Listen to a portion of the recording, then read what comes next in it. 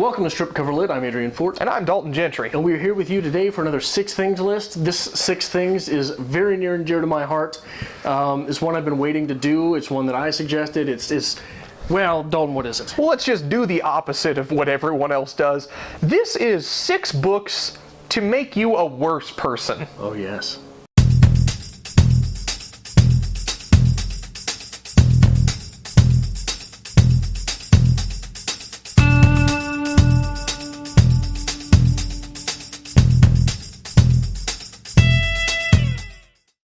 American Psycho by Bret Easton Ellis. You were literally in the head of a psychopath, Patrick Bateman, as the simultaneous pressure and emptiness of his life compile and compound to make him and break him. It builds him up one side and tears him down the other. Bret Easton Ellis in this novel explains such horrible things with such a banal tone that you don't feel like you were there, you feel like you committed them. And not only that, but you feel like they made perfect sense to commit. In this novel, Easton Ellis also communicates how important it is for a writer to forfeit those things which he or she finds holy in order to find the truth to a character. Again, as with anything to make you a worse person, we have to mention Fight Club. Now, I didn't know anything about Fight Club. I avoided watching the movie that everyone was talking about because it's Fight Club. It's gonna be like Fast and Furious or something. I mean, I'm good. I'm not into that kind of movie.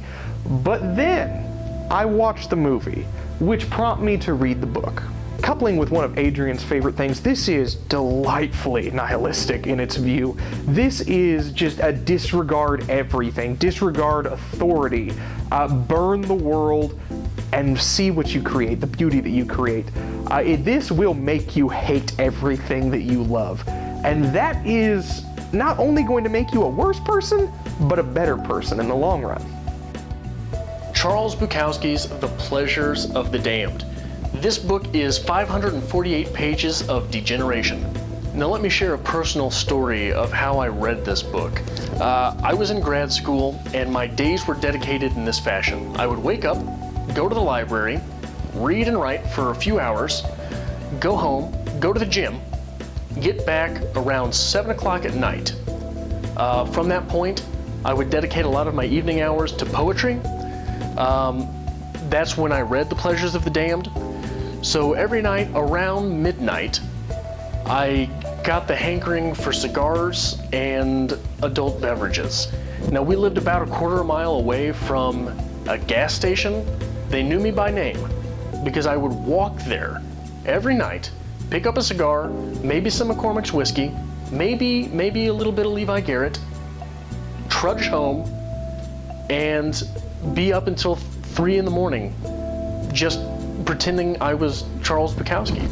Now that went on for a little while until eventually I began to forfeit the gym and went straight from the library to home, to the gas station, to home, back to the gas station. My second choice comes from my personal collection of what I like to call trashy sci-fi novels. This is The Legend of Drizzt by R.A. Salvatore, strip cover. Now the reason I say this book is going to make you a worse person, it's not that the story is going to make you worse or the fact that the writing's not exactly literary. It's the fact that this particular book is part of a 24-book series. The story itself, if you're actually interested, follows the dark elf, or drow if you would, Drizzt Do'Urden, and his ascent into whatever he does as a ranger. But it's sci-fi, yeah, it's fantasy, it's Dungeons and Dragons. It's just the fact that reading this book alone, if you get into it, this is going to take up half of your reading list for the year. This is going to ruin you as a person. Choke by Chuck Palahniuk. Can't really see it there, maybe here. Really, this list could probably be compiled of 6 books from Palahniuk, as his writing tends to be about the dystopian present and entropy from that point. But this book is on my list because a majority of the novel is spent with Victor, the main character, trying to maintain his prictitude. Basically, it is the opposite of a Bildungsroman. My final choice is actually a compilation of poems again. Apparently we're very poem heavy this week. It is the Spoon River Anthology by Edgar Lee Masters. This collection of poems is a little bit interesting because each poem is actually an epitaph from roughly 1915. So everyone you're reading about in this particular book is dead, and this is their story. The reason I like the Spoon River Anthology, and the reason I think it makes you a worse person, is this removes the sugarcoating to people.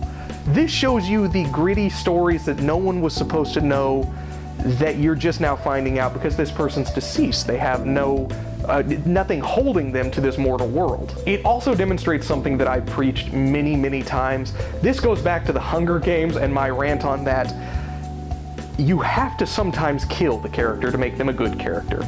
And having an entire book of poems with characters who have already died or have been killed, and the beautiful thing is you find out they were killed by somebody else through their epitaph later, it's necessary to create good art.